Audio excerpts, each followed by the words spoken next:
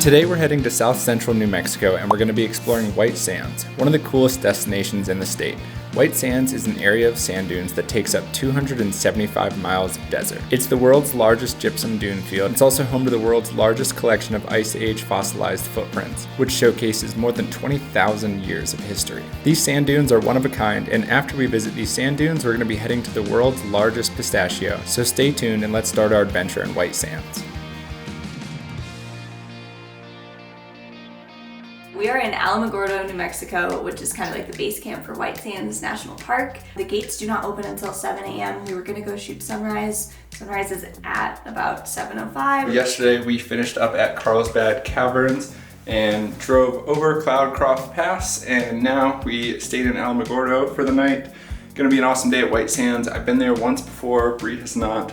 But it was like 6 years ago that I went, so I'm super excited to go back and actually take hopefully some good photos this time. And last time I was not here for golden hour, so that'll be fun. And then after that, we're gonna go see the world's largest pistachio, which is right here in this town. It's kind of funny, the entire drive through the state and every time we've driven through New Mexico, there's billboards for this pistachio every few miles. What'd you do? Oh, I dropped it. You dropped it in your coffee? Yes.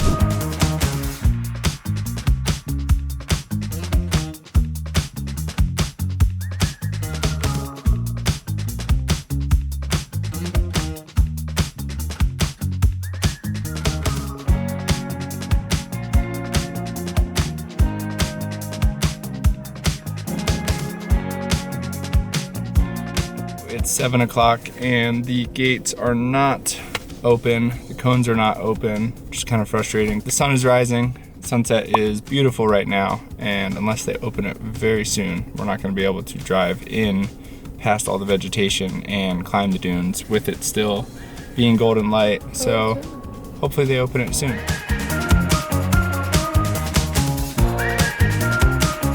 Although the park is gated and not accessible 24 hours of the day, thankfully they did open within 15 minutes of sunrise. We were first in line this morning. It's always a good feeling when you are the first person in a national park, because it does not happen that often anymore. So while we weren't quite able to photograph pink skies here, we still were able to photograph some beautiful morning light. White Sands is a great place for a day trip, and unless you're camping, then you don't really need more than one day here. There's only a few hiking trails in the entire park. The main hike that we did was White Sands Backcountry Trail, which technically is 1.7 miles round trip, but it's really hard to gauge the distance or elevation gain because you can go as far or as little as you'd like, and you're constantly going up and down dunes in deep sand, so the elevation is hard to put a number on, but let's just say it's very, very tiring. I didn't even pack shoes. I didn't even think about bringing the shoes. I was just like, it's sand.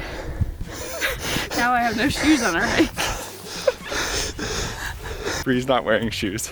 She didn't want to get her on clouds sandy, and she doesn't really have any other options other than super bulky hiking boots. So she's rocking sock getting. Oh my gosh, running up sand.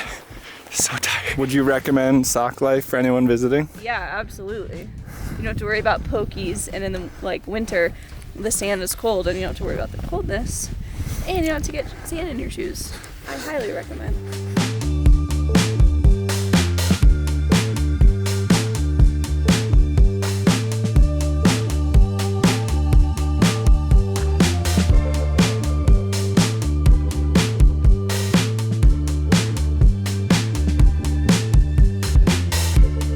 We love this trail because it was easy to get away from the dense vegetation and just photograph the dunes, but another great hike in the park if you're looking for one is the Alkali Flat Trail, which again, this one technically is a 4.4 mile loop, but you can go as far or as little as you want to hike. We're out here, we're trying to shoot. There's a lot of shrubs and brush around, so that is making it a little difficult. Every time we go on the top of a big one, we're like, maybe after that, then there's a whole bunch more, so maybe we're just not out far enough, but nonetheless, this is absolutely stunning. We're on the backcountry loop trail. I think technically it's 2 miles. I don't know if there's vertical gain. Technically, it depends if you go around the dunes or if you go up and down them. There's signs to follow, but it kind of seems like when you're here, you just wander around, find the photos you want, explore. We don't have a sandboard or anything like that.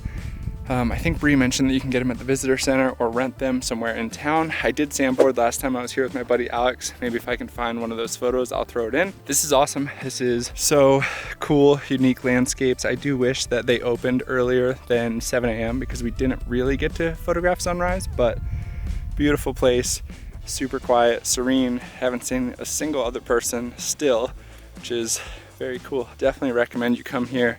Especially if you're on a New Mexico road trip and went to Carlsbad or Guadalupe. On the trails here, there are these posts, yeah, I guess just kind of as like little markers because you're out here in the dunes and there's not really anything to identify otherwise. So, and it also says in case of an emergency, say that you were by the Spade. I think there's service out here, so. I think it is very smart that they have those trail markers because once you're out here, to be honest, unless you keep an eye on where you came from, I could see how it would be very easy to get lost. And yeah, I do have cell service, which is always kind of crazy in national parks, but I guess it's good in case you are lost. They have these location markers to help out. So we're wrapping up here on the backcountry trail, probably 3/4 of a mile back to the car, and then we're gonna head over to the boardwalk closer to the visitor center to check that out now.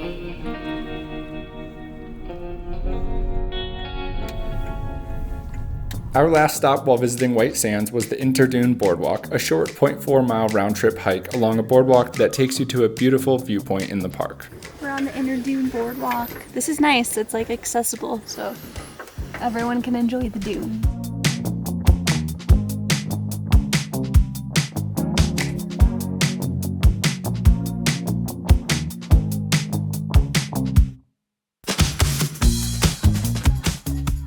Now we're going to grab all of our stuff and head out, and just 15 minutes north of Alamogordo, where our hotel is the world's largest pistachio. We are going to the world's biggest pistachio.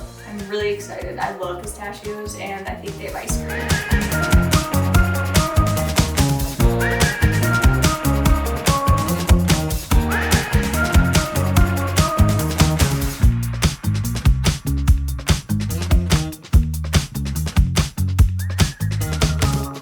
Pistachio Land is such a funny and unique roadside attraction.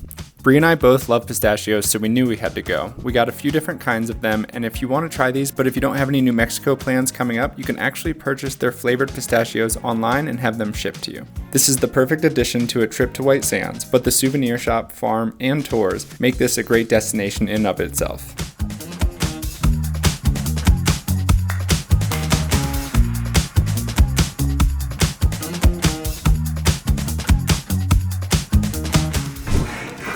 I am a fan of the dill pickle. It's very good. And I had to get pistachio ice cream. It's my favorite always, so when in Pistachio Land for sure. It's very good. All right, so that is going to wrap up this White Sands adventure and the Pistachio Land, which is a fun little detour that you should definitely make while you're here. We got a bunch of pistachios to take home. We're currently making a bunch of other New Mexico videos from this road trip that we're doing, and we have a bunch of travel guides from all over the states, so check those out, subscribe if you haven't already, and we'll see you later. Bye-bye.